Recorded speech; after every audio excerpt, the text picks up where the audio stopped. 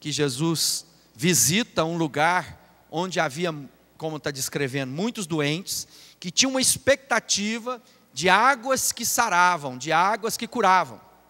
Águas que, de tempos em tempos, eram agitadas, e na percepção daquele povo, e que a Bíblia retrata, é que o anjo de Deus mexia aquelas águas e produzia cura apenas para a primeira pessoa que adentrava nas águas. De alguma maneira, nós, nas nossas enfermidades, nas nossas angústias, nós somos aqueles que estamos em busca de cura das nossas vidas. Todos nós que enfrentamos dificuldades, sejam de ordem física, emocionais, sentimentais, espirituais, estamos em busca de cura. Queremos, de alguma forma, ficar livre daquele mal que se acomete contra nós. É natural.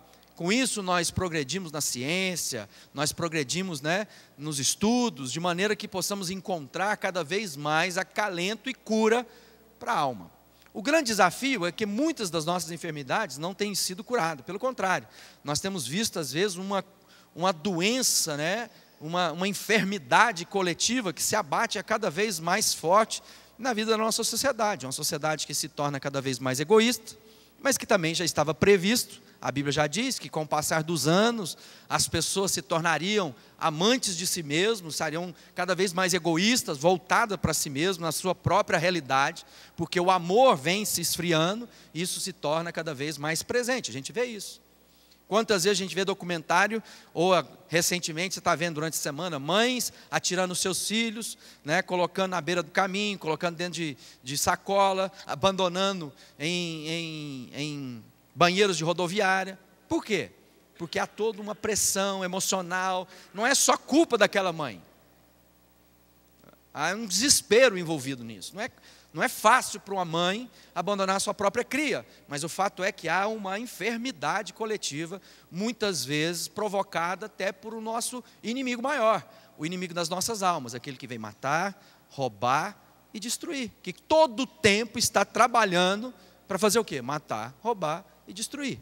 Nós precisamos levar em conta que há uma entidade, uma pessoa, juntamente com os seus anjos, que trabalham contra nós 24 horas por dia. Há uma batalha espiritual que enfrentamos diariamente.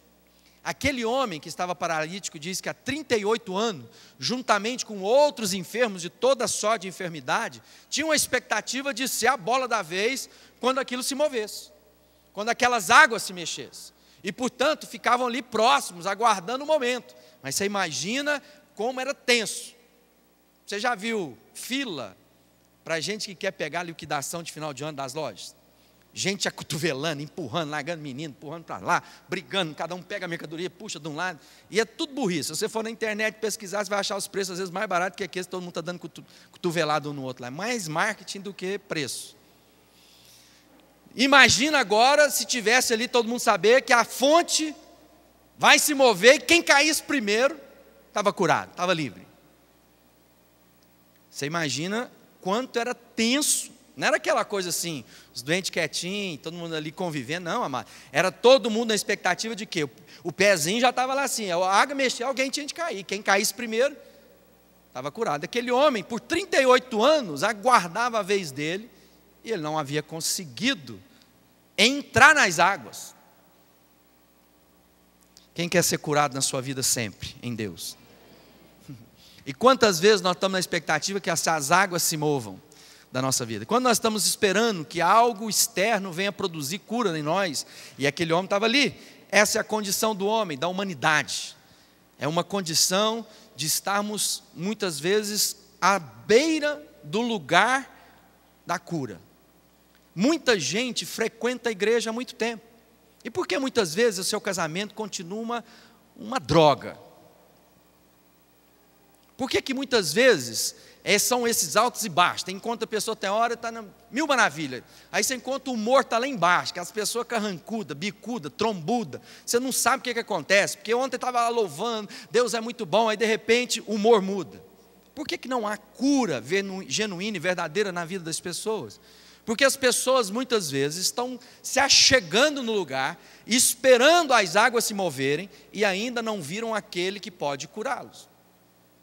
Nós estivemos lá em Israel e visitamos esses lugares todos. São todos lugares apertados, lugares altos e baixos. Você entrar e ver lá as fotos do poço de Betseda, você vai perceber lá que é um lugar, uma escadaria ali embaixo, muitos lugares. E há uma tensão. E quantas vezes, amadas, as pessoas estão pensando assim: sabe por que meu casamento não foi curado? Porque o pastor não cuidou da gente direito. Porque o irmão da oração ainda não foi lá em casa orar. Sabe por que muitas vezes a minha vida não dá certo? Porque lá na igreja, ninguém nunca perguntou como eu estava. Ninguém viu que eu estava triste. Então sempre à beira do lugar da cura, mas não dão conta de entrar no lugar que cura. Então deixa eu te explicar uma coisa para você. A cura desse homem, a expectativa dele, estava no agitar das águas, que por 38 anos ele padecia. Não sabe a idade daquele homem, quantos anos ele foi para aquela beirada, se ele tinha mais idade, menos idade. O fato é que ele estava ali. Quando ele ficou sabendo, diz que ele morou, viveu, experimentou 38 anos da vida dele, na beiradinha, vendo gente sendo curada e não conseguia ser curado. Mas de alguma forma, ele não tinha outra coisa a fazer que não fosse esperar a vez dele. Então deixa eu dizer para você, Jesus está disponível para você hoje. Jesus pode curar a sua vida hoje. Tem muita gente procurando cura em lugares que cura alguns, mas não é capaz de curar todo mundo. Mas Jesus é aquele que todos que buscam, Jesus diz: ninguém lançarei fora.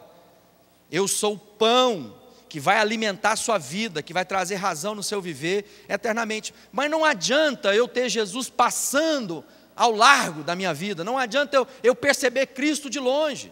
Por isso que a gente vê Jesus conversar com aquele homem, e aí vem todo o relato, e aí entra o destaque, no verso 5, entre eles havia um homem que era doente, fazia 38 anos, Jesus viu o homem deitado, e sabendo todo esse tempo que ele era doente, perguntou: você quer ser curado? Então a primeira coisa Jesus está dizendo, ele chama atenção para si, e agora faz uma pergunta que parece ser ridícula. É aquele tipo de pergunta que às vezes mulher faz para marido, e o marido acha ruim dela perguntar, porque é óbvio.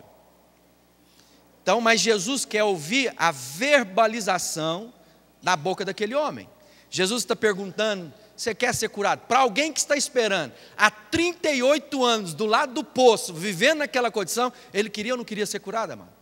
Claro que ele queria ser curado, mas Jesus estava apontando para si, trazendo agora uma nova perspectiva para aquele homem, que ele ainda não tinha visto, ao ponto que ele nem mesmo sabia quem Jesus era, porque ele diz a alguém, o homem, depois no relato dele diz assim: o homem que falou para mim carregar essa cama, ele não sabia quem era Jesus. Nós não sabemos se o cara era um cara ingrato, porque tem muita gente que é assim, se aproxima de Jesus, recebe a bênção e some.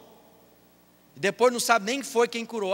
Não sei se foi Jesus, mas também eu estava fazendo um tratamento, mas aí eu pedi para a irmãzinha orar para mim, aí a gente também deu 7 pulinhos na onda, aí a gente fez várias coisas, um tanto de coisa, não sei quem curou não, acho que foi o mix de tudo. Aqueles que põem uma vela para o anjo, uma vela para o santo, uma vela para o demônio, não sei, amado, Jesus quer chamar a sua atenção para aquilo que pode ser a cura definitiva da sua vida. Muitas dessas pessoas que têm experimentado cura em outros processos, podem até vivenciar momentos de cura, mas não perduram, isso não consegue eternizar na vida deles. Mas quando Deus entra na nossa vida e olhamos para Jesus e confessamos a nossa necessidade de cura, quando essa cura entra na minha vida, ela me cura para sempre. Deus quer curar a sua vida, Deus quer curar a minha vida, Deus quer mudar a minha história, quer mudar a sua história, mas está dizendo, amado, que não adianta eu ficar imaginando esse processo, a igreja não vai curar você.